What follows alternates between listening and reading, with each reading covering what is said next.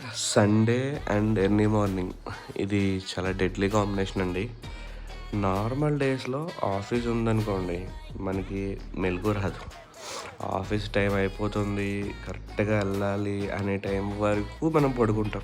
Alarm ఎన్ని సార్లొచ్చినా snooze కొడతనే ఉంటాం.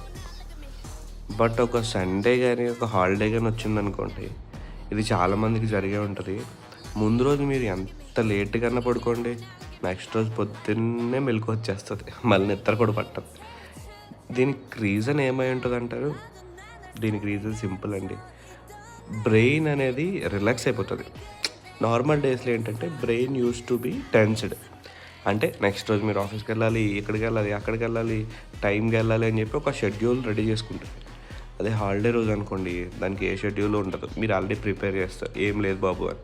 అందుకే లేపేస్తది పొద్దున్నే. సబ్స్క్రైబ్ చేయండి ఫ్రెండ్స్.